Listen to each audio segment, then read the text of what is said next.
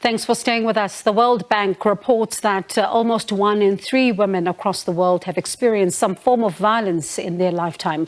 While South Africa battles soaring numbers of gender-based violence, other countries are also battling to bring the numbers down. Let's speak now to humanitarian entrepreneur and speaker Angel Pai, as well as global strategist, entrepreneur and board trustee Busie Matsiko-Andan. Thank you so much, ladies, for your time. Compressing your CVs, I tell you, has been an extreme sport, but thank you so much for talking to us. Let's look at a global view now when it comes to gender-based violence. I mean, gender-based violence takes place in many forms.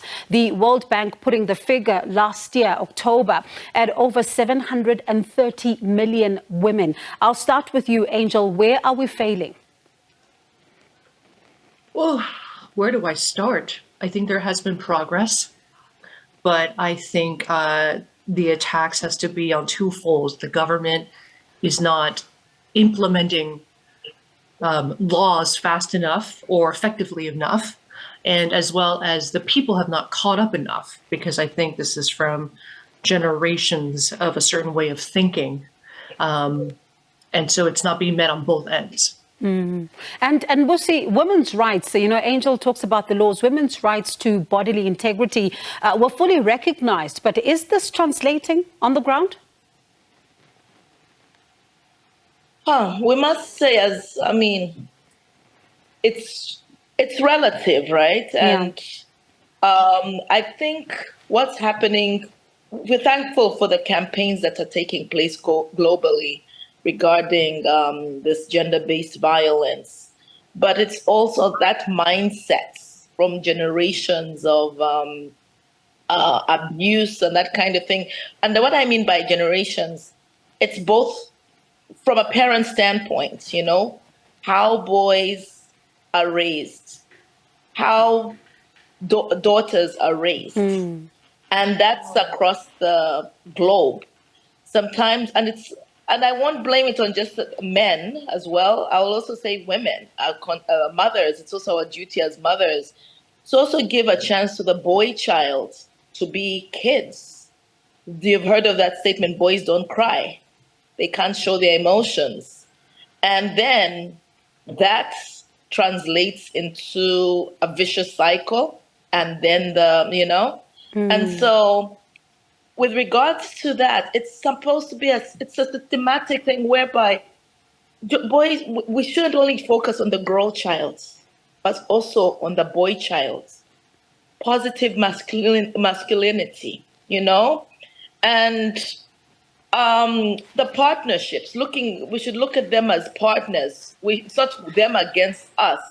All of us. We should deal with this together. And it's not only South Africa that's facing this, it's globally.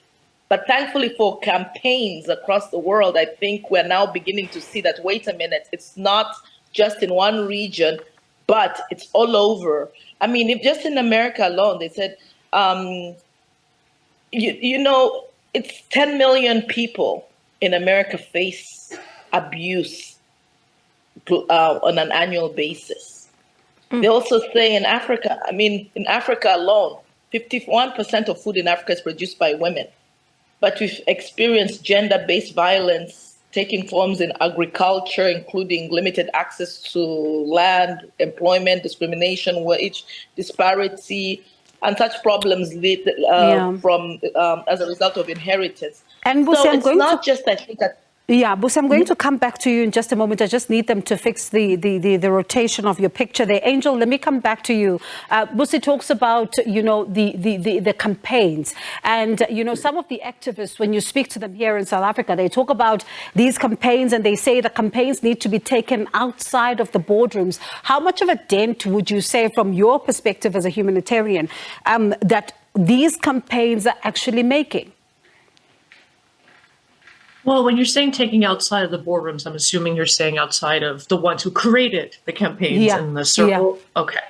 I think it's hard to gauge, honestly, how much of a dent it's making. But I think following up with what we've been talking about, that it's generational.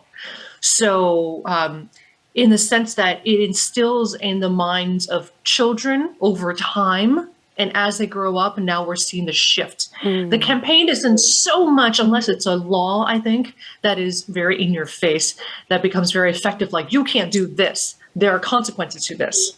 Of course, that's great. But going back to what Busie said, it really has to be from years of mindset awareness and teachings. So I don't dare to say that the campaigns are working or not, because the campaigns, to be honest, I think we're only starting to see some of them now. So it's hard to gauge what effective consequences there are at the moment. Yeah. But I'll say one thing. One of the things I remember as a child growing up in Taiwan, but coming to New York as a child, there was a campaign by the government.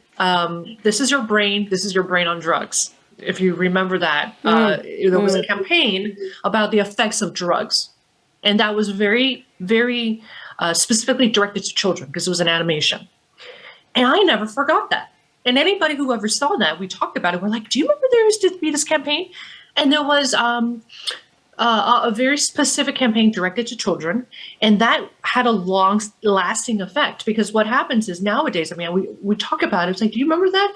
And there seems to be, we seem to be losing a battle on a lot of fronts, but a battle on drugs. And I remember we were like, I don't think that campaign, we've never seen that again. Right. But that was in a certain generation of people. And I don't know how far before my generation, but I think that what's important is that we continue the storytelling, we continue these campaigns, because we can't assume Awareness. That's right. It's the awareness, and it has to really, really start with, it's so many folds. That's with the children, with the gender equality, the mindset that Busie's talking about, which I preach all the time, about having the correct support and outlet for children to express, because we have generations of not being able to allow them to do that. I'm working through some of them myself these days. So it's I think it's a whole spectrum of things that we need to do. And Busie, is there an awareness of these, these mindsets that need to shift? So I'll speak as in this. I'll wear a hat wearing I'm a special advisor on for an organization called ARDN, which was started under the auspices of the Deputy Secretary General of the UN, Dr. Amina Mohammed, to popularize and promote the SDGs in Africa and the diaspora. So we have the Red Card campaign by ARDN. And it's to give a red card pledge to all forms of discrimination and violence against women and girls. So the pledge is at www.redcardcampaignpledge.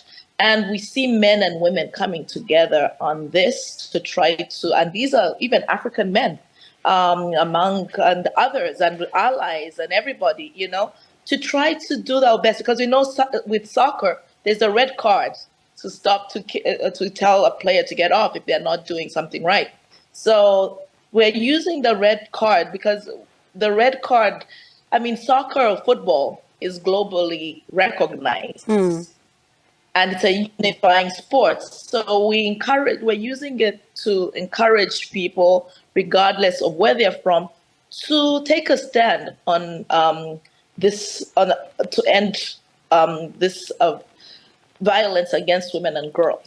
So I am a person who's full of hope. I'm not, we can choose to be negative all the time, but I feel every step, every contribution is not in vain. It's like the glass ceiling. When you keep hitting the glass ceiling, it will eventually crack and break. So I believe that, we're even having this, the fact that we're having this conversation means that these campaigns, they're not all in vain. They might not be perfect, but they can be improved. And we can work towards that. And Angel, how important would you say, the gathering of data in putting this developmental issue that is, gender-based violence at the center of gender equality efforts? The importance of gathering data. Well, I think as with all issues, data is incredibly important.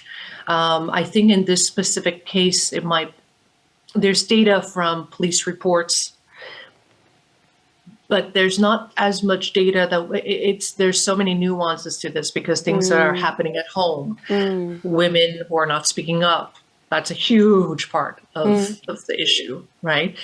Children who don't know how to speak up. But there are measurements that you can get from counselors, school counselors, but not all school counselors have access to these young girls who are, it's gender-based, so it's girls and boys, it's both genders who are experiencing abuse, but we're specifically talking about women and girls at this point. But we're still talking about data that is skewed because whatever we do get to see, it's not anywhere close to what's really going on, right? So having said that, yes, data is important, but following up what Busie said, I like to really believe that anything we do is an effort as a whole, that we're adding to this massive pot of consciousness that we might not be able to gauge what it is specifically, that if our action has direct consequences, but it always is. There's cause and effect. So, one person talking about it is another person receiving it, is another person, information that's passing on. So there's campaigns, official campaigns that you see, but there's also campaigns that inspire people to see things differently, to maybe perhaps speak up now because they see how wrong it is. Perhaps for years they couldn't before. Perhaps they now feel safe because you also have to give them safety to speak up. Yeah. That's a huge part of the issue, I believe, as well. And that's where I say that, I believe laws and implementations could really help that because there are systems in place, support systems in place that will continue to help the victims feel safe after they've been violated or, whatever it is. And for children as well. I actually would love, and I have been a proprietor of this, to have more access to counselors and therapists in school. There are therapists, there are counselors, but it is, in the Asian culture, in the American culture, more so in the American culture, people do talk to therapists more. But in, I believe, a lot of cultures, not even just the Asian cultures, therapy is not in the realm of thinking. Therapy is not a realm of access or possibility. Yeah. So because of that, we are really depriving ourselves and our systems and our society and our children and our parents. I would love my family to go to therapy because I think we could all heal from generational trauma and things that we can work on. But having said that, access to therapy is not possible for a lot of cultures and countries and communities. Physical access, financial access, mindset. So I think there's just so many ways to tackle this. And it's about supporting the net, not just speaking up and having the government implement from the system down, but from inspiring within to do this work and to heal this work, as well as, being able to have the strength to speak up when we do see these things. So I think that really comes from the people and very hard to gauge if you're just asking to look at data. Yeah, especially when you look at some of those underreported cases. I suspect this is not the last conversation we have, but it's the first of many. Let me thank you so much to you both for your time. I know the time differences, of course, but thank you for speaking to us. That was humanitarian entrepreneur and speaker, Angel Payen, global strategist, entrepreneur and board trustee, Busie Matsiko-Andan, talking about a very important issue. We saw us focusing on this issue here on the show this week, that is the campaign we've started on gender-based violence. We're hoping to raise 1.5 million for this campaign alone, as the full view show. And really, this is an issue that we are looking at, whether globally, whether, locally, whatever it is, just all these efforts that can lead towards this particular scourge really just being put to an end once and for all. And the numbers that we've seen concerning really just being brought under control.